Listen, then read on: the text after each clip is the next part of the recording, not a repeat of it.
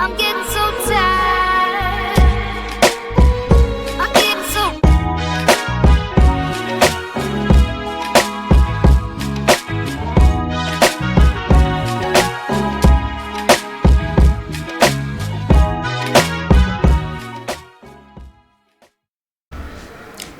Y'all know what's going on. It's time for another episode of Doing Time with Joe.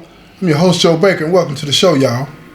Look, gang life is dangerous for obvious reasons. You know, shootouts and putting in work and all of that kind of stuff, right? You know, all of the above, right? And I know that a lot of y'all understand that and know that, right? But I want to talk about something that I don't think a lot of people take into consideration when they get involved with the lifestyle or considering, you know what I'm saying, all the other aspects that come with the lifestyle, right? See, this story is about how your gang life can complicate your love life. Let me repeat that for y'all, okay? This story is about how your gang life can complicate your love life. Now, I know when you're talking about matters of the heart, anything goes, man, with a lot of people. And imagine matters of the heart when you're dealing with a gang member. Because most of the time, gang members are not thinking before they jump. They jump straight off the porch, put in work, take care of the business, then they think about it later. So when you put heart issues involved, somebody that loves somebody, care about somebody and all this and that, oh man, this is a recipe for the disaster. Period, point blank. Now let's check this out. This story is about this brother I know named CK. Yeah, he crippin', you know what I'm saying? And his girlfriend, Phyllis. You right? Phyllis is like 4 or 5 years older than CK. But when CK met her at one of the neighborhood cookouts, right, she was fascinated with him and amazed that somebody that was, you know, in the streets was as articulate as he was and was approaching her in a way that was respectful and all of that. Now, she saw the edge on him. She saw that. But see, she felt like, you know, I can work with that. I could take somebody like that, groom him right, and he gonna make sure that the house is safe. We got money. We all of these different types of things. You know, a lot of people start rationalizing, trying to talk themselves into a bad idea. They want to make it a good idea, right? So she convinced herself that this is the type of dude that is for her. She was convinced of it, right? And besides, you know, he turned her on too. She looking at him, she's sizing him up, she's already imagining all kinds of things going on, and he is too, because he's sizing her up. Y'all know how this go when you meet somebody you like and you start pushing up on them and they say this and they say that and you trying to sneak a look at they, you know what I'm saying, different parts of their body, and they trying to sneak look at you and try to peep what's going on. You know exactly what's going on. Everybody knows how the game is played, right? You know what I'm saying? And then you start imagining what it would be like. And then you start to think about that kiss, the first kiss, and all the other things that go along with that, right? And lo and behold, before the night was through, Phyllis, after she had gotten a couple of drinks in her, was feeling a little loose, and she asked CK to take her home. Now, she was also telling him at the same time, nothing is going to happen. Nothing is going to happen. And he was respecting that, but at the same time, he was like, when we get there, we'll see. And she said, I'm telling you now, you're not coming up. You're not coming up tonight. I don't want it to be like this, not our first time. So he popped on there. He said, so we gonna have a first time. And she tells him, if you play your cards right, but I'm normally not dealing with somebody as young as you. Like I say, she's just about 5 years older than him, but she's used to an older man, a more mature man, a more stable person. She's letting him know, you're not my speed. You're not the type that I normally mess with, so you better act right. She's letting him know all of that in her way. But what she don't understand is when you live the lifestyle, you thinking in a totally different way. You're thinking about dominating and possessing. Period. Because your insecurities won't let it be any other way. It's always about protecting your feelings and your image. Yes, you can pretend that it's about them. Listen to me now. You can pretend that it's about them, but when the push comes to shove, you're going to show what it's really about. It's about you and how you feel. So check this out. He drops her off, takes her upstairs, you know what I'm saying, to her apartment. Everything is cool. She insists on him not coming in. He respects it, but he pushes up on her and she kisses him in a way that he's never been kissed. I'm talking about the luscious.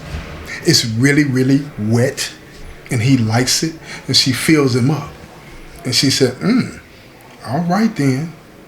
And when he tries to fill her up, she said, no. I run this. And he said, okay then, I'll play your game. So she unlocks the door and she goes in and shuts it behind her and he leaves. He gets on down. He jumps in the car. And he realizes that he doesn't have her phone number. So he turns around, goes back, runs upstairs, knocks on the door, and she comes to the door. When she answers the door, she said, I told you you're not getting in. He said, no. I don't have your phone number.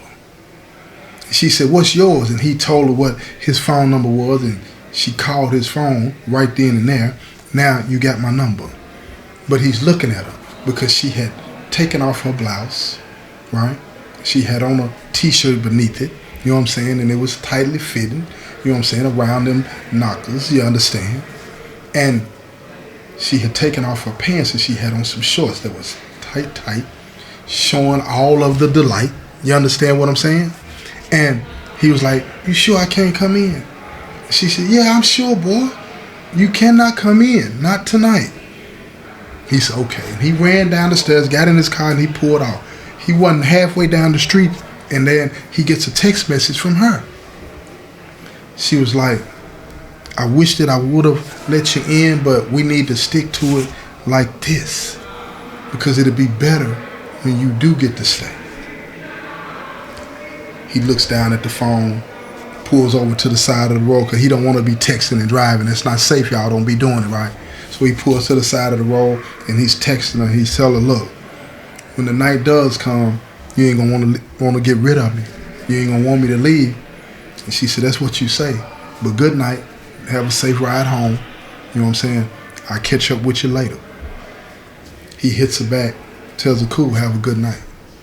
He pulls on off. He pull up on the homeboys and they talking and kicking and all this and that. They ask him, you know what I'm saying, that you didn't get to stay, did you? You know what I'm saying? Because he's back too quick. They seen him when he left, you know what I'm saying, from the cookout, right? He said, no, I got that though. It's in the cut. It's going to happen. You feel what I'm saying? So they go on and do what they got to do, make their little bread that night, and then they go on in. You know? Everybody's chilling. So over the next couple of weeks, they talking back and forth. He takes her out a few times, and after about 2 or 3 weeks, here we go. She wants him to come by the house. She's so wrapped up in him, she cannot wait. She's been waiting on him to push, but he's been trying to be the gentleman in the situation. But when he finally pushes, she opens the door and she lets him in, and firecrackers go off. You hear me? Firecrackers go off. She is putting it on him in a way that she's trying to let him know, if you want this, it's yours. He putting in work too, y'all. I'm talking about putting in work. And that night, they decided after just 3 to 4 weeks that they were going to be a couple. She told him she wanted them to move in, right? That playing hard to get at the beginning, where did that go? It went out the window, right? And see, because he was in the street now, you know, keep in mind now, don't get it twisted. He had somewhere to lay his head. But see, when you're in the streets, you're always looking for a better place to lay your head. Somewhere safe and quiet, away from everybody else, away from the lifestyle. So he promptly moved in. Now they chilling. They playing couple. You know what I'm saying? Keeping house. And all these different types of things. And she's loving it. She's going off to work every day. She works in a department store. You know what I'm saying? And he does what he do. You know what I'm saying? Out in the streets. She's loving every minute of it. And she's talking to him, trying to get him to consider to be more stable, to get a job, to do this and do that. He's not hearing that. So months go by. And they're still having the same kind of conversation. She likes him. She's loving him, falling in love with him. And she wants him to be a little bit more stable because she wants this to work. But after about 6 or 8 months, he's still doing the same thing. It's not like he's not paying bills, but he's still doing the same thing. He likes the streets. Now she's becoming a little frustrated Now she figures she needs to do something more to get his attention, to rattle his cage. And her girlfriends are telling her, look, why are you sitting at home all the time? Not going out, not doing it. You don't do nothing no more since you got with CK. You don't do nothing. So why don't you go to the mall with her? So they finally convince her to go to the mall. And when she goes to the mall, they in the Foot Locker, you know what I'm saying? Because she's going to buy CK something. And a bunch of dudes walk in. Loud, boisterous, kicking it and all this and that. You know, all that type of stuff. And they seen all of these beautiful women. So they bump down on them. And when they bump down on them, they pushing hard. It was this one dude, he was named Rome. Rome pushed up on Phyllis and he's getting at her. He getting at her hard. She liked it because it was something about him that reminded her of CK. Something about him. They were similar. It was an edge to him. And she liked that. And she started to think about CK and what if, you know. And she starts to project what she wanted on CK to be on this dude. And now, all of a sudden, she's starting to compare CK to him. And now she's wondering, I can do better. He's dressed different, but he got that edge. He talks the same, he's articulate, and he's got that edge. I wonder what he's like. I wonder what he's like in bed, she said. Now her mind is racing. Now he's peeping the scene. He's checking her out. I'm talking about he's not looking away. He's looking her up and down and commenting as he's doing it, and she's reciprocating. Now her girlfriends, they're over enjoying, you know what I'm saying, kicking it with his homeboys and all this and that, right? But they're not in a relationship. She is. So before she even realized what she was doing, she was writing her phone number down on a piece of paper, and she handed it to Rome. Now her girlfriends are looking like, okay, what is she doing? She knows she done crossed the line. CK is not gonna play no games about that, whether he's out in the streets or not. Look here, ain't nobody into this, sharing. Y'all need to keep that in mind. But check this out. Look here, especially if they know about it. Now, if you creeping, that's one thing. That's one thing. But look here, better be careful about that. So when Rome and all of them leave, her girlfriends tell her, now you know what you did was wrong. And she's playing coy with them. Talking about what you're talking about, what's really going on, this is that. I ain't going to answer the phone, ain't nothing going to come to that. So one of her girlfriends said, you gave him your real number? And she was like, yeah, I'm not going to answer. What's the big deal? It ain't no big deal. And then they remind her, said, look, let me tell you something. Do you know who they are? And she don't. She's oblivious to that. She's oblivious to it. And they tell her, said, look, that's the op. That's the dudes that CK and them into it with. Now, she don't know nothing about this because she ain't out there like it. You feel me? But they know. She said, well, he ain't going to know nothing about it. I'm not going to take no phone calls from him and all this that. And they tell her, you better not, because that can lead to problems for you and him. And they make sure when they leave the mall and get back to the house that she understands it. She goes in the house, you know what I'm saying, and gets herself together and takes a shower. And when she's out of the shower, she's sitting on the side of the bed and she's lotioning up, you know what I'm saying, getting ready to go to bed. And all of a sudden, the phone rings. She's not thinking. She looks at the phone. She don't recognize the number. She don't answer it. But almost instantly after the phone hung up, a text message comes through, and it's from Rome. He said, look, I met you at the mall. This is Rome. She texts him back. She said, oh, I didn't recognize the number. He said, I'm finna call you. And before she even realized it, her fingers, her thumbs were going right to okay. And she sent it. And he called. And the first thing he said, what's up, beautiful? She said, hey, how you doing? He said, oh, I'm out here just chilling. What you got going on? She said, nothing, getting ready for bed, just got out of the shower. And he said, what's that? What you doing? Because he could hear her lotioning up. You know what I'm saying? And she said, I'm lotioning up, getting ready for bed. He said, you lotioning up? She was like, yeah, boy, putting lotion on my legs and my arms and face and all that old kind of stuff before I lay down. Got to keep that skin moisturized, you know? Dudes don't know a lot about that. They do these days, but they didn't know nothing about that. They know nothing about that. So she's lotioning up, and he's telling her, he's seeing an opening with that. You know what I'm saying? He tells her, I wish I was there. I'd do it for you. She don't respond. Then he said, so you just got out of the shower? She was like, yeah, I just got out of the shower. So he's being aggressive with it. He said, so you all good and clean, primed up and ready then, huh? She said, what you talking about? He said, can I stop through? She said, no, you can't come through. What are you talking about? I just met you. He said, oh, okay. I'll slow down a little bit. But it was something about that aggressiveness that intrigued her. Again, like I said, it reminded her of CK, how bold he was. And now all of a sudden her mind starts to wonder, because she's already comparing CK and Rome. She's wondering if Rome is the total package. CK is 90%. She wants the total package. He's not listening to her. He is not willing to change his lifestyle. But then she starts to think, he's the op. What does that exactly mean? So she asked him, she said, what do you do for a living? And he said, I get money here and there, odd things around here, She said, be specific. I like to know who I'm dealing with. And he tells her, I'm in the streets. I pound the pavement. And she says, okay. Well, I ain't really all into that type of lifestyle, that kind of thing, right? Trying to push him away in her own way. And then he says one thing that made her stay on the phone. He says, for the right one, though, I'll walk away from this. He says, are you the right one? And now she's interested. That fast, she's interested. She said, I could be. He said, you already got a boyfriend or something? She said, it's complicated. He said, what's that mean, complicated? Tell me what that means. He don't listen. He always want to do this. And so she starts spilling the tea on CK to this dude she just met. Understand what I'm saying? So now he's sucking it up. And he said, what's his name? I might know him. I might know this dude. And then she tell him. His name's CK. Light bulbs went off in his head. Like, whoa. She said, do you know him? He was like, nah, I don't know him. I don't know him. That's what he tell her.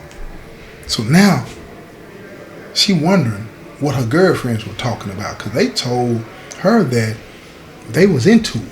The different groups. You understand what I'm saying? So she believes that he might be lying, but he don't really want to get into what's really going on. So she ain't tripping. So they stay on the phone, y'all, for about an hour, kicking it, talking about any and everything. She's unburdening herself as she sees it. Just letting it all out.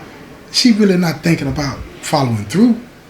So she's letting it all out. It's safe like that. See, a lot of people find it safe to say a lot of things they wouldn't normally say, but they say it to a stranger. Because it feels like there's no consequence. They don't really know them good enough to judge, so they're going to automatically, in most situations, take their side. So she says all of these different things, but what she didn't understand is that everything she said was providing Rome with information about CK that he had no business knowing. So he said, when you gonna let me come through? She said, nah, ain't gonna be none of that. You know what I'm saying? I can't afford that kind of problem. He said, it ain't gonna be no problem. Ain't nobody gonna know but me and you.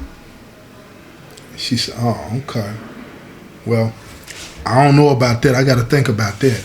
I am happy. I'm not messed up in my relationship. That's what she's trying to tell him. So check this out. So he starts pushing a little more. He said, well, do something for me then. Since I can't come over and you ain't sure if we going to ever hook up and all this and that. If I don't ever get to see you again, at least send me a picture so I can always look at you. You know what I'm saying? Like that, right? So she said, I ain't finna send you no picture so you can be showing people and cause problems for me. He said, well, send me a picture without your face, if you know what I mean. So she said in an uncomfortable way, what you mean? A picture without my face? He said, down low. Let me see what you're working with. And something inside of her lit up. But she said no. She said, I can't do that. Why would I do that? He said, ain't nobody gonna ever see it. Nobody gonna ever see it. And she said, boy, you tripping. I gotta go to sleep. It's time for me to go to bed. And he said, okay, I'm gonna go on and get off, but can I call you back? She said, if I want to talk, I'll call you. He said, okay then, I'll be waiting on you to call me. She said, if I want to talk, I'll call you. She reemphasizes that. So they get off the phone and she's laying there thinking, right? And if you want to know what she's thinking, you're gonna have to tune in to the next episode, right? Because look, it's one thing about this thing. When you get somebody intrigued in your conversation, they might say they pulling up, right? They might say that, but we know how they go in most cases. Because if she didn't want to talk, she wouldn't have talked. So look here. Y'all tune in to the next episode, right? This has been another episode of Doing Time with Joe. I'm your host, Joe Baker, and I say peace, y'all.